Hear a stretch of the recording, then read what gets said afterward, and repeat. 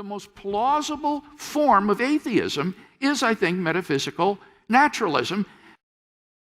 I think that metaphysical naturalism is so contrary to reason and experience as to be absurd. And in the following arguments, the first premise in every case is taken from Dr. Rosenberg's own book. According to Dr. Rosenberg, if naturalism is true, I cannot think about anything. That's because there are no intentional states. But 2, I am thinking about naturalism, from which it follows 3, therefore, naturalism is not true. So if you think that you ever think about anything, you should conclude that naturalism is false. Second, the argument from meaning. According to Dr. Rosenberg, if naturalism is true, no sentence has any meaning. And he says that all the sentences in his own book are in fact meaningless. But premise 2, premise 1 has meaning. We all understood it. And therefore it follows that 3, naturalism is not true. Third, argument from truth. According to Dr. Rosenberg, if naturalism is true, there are no true sentences. And that's because they're all meaningless.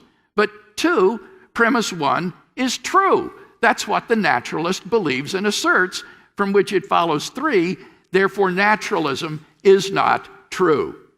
Fourth, the argument from moral praise and blame. According to Dr. Rosenberg, if naturalism is true, then I am not morally praiseworthy or blameworthy for any of my actions, because, as I said, on his view, objective moral values and duties do not exist.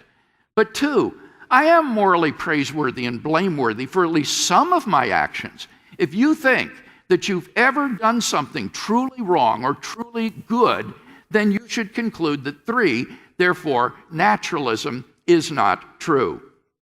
Fifth, the argument from freedom. According to Dr. Rosenberg, if naturalism is true, I do not do anything freely. Everything is determined. But 2, I can freely agree or disagree with premise 1, from which it follows 3, therefore, naturalism is not true. Sixth, the argument from purpose. According to Dr. Rosenberg, if naturalism is true, I do not plan to do anything.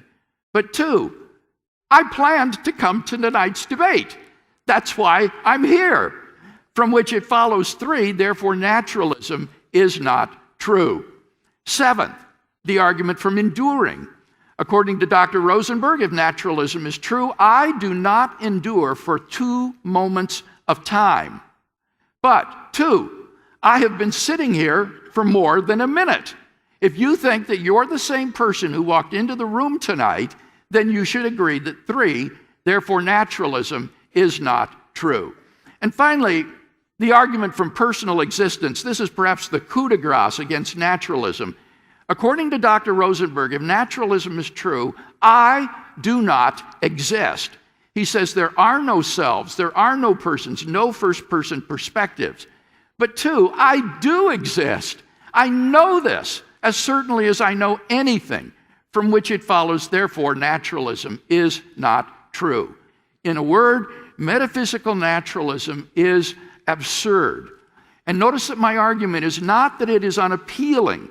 Rather, it is that metaphysical naturalism flies in the face of reason and experience and is therefore untenable. But if God does not exist, then I think metaphysical naturalism is true. The most plausible form of atheism is, I think, metaphysical naturalism.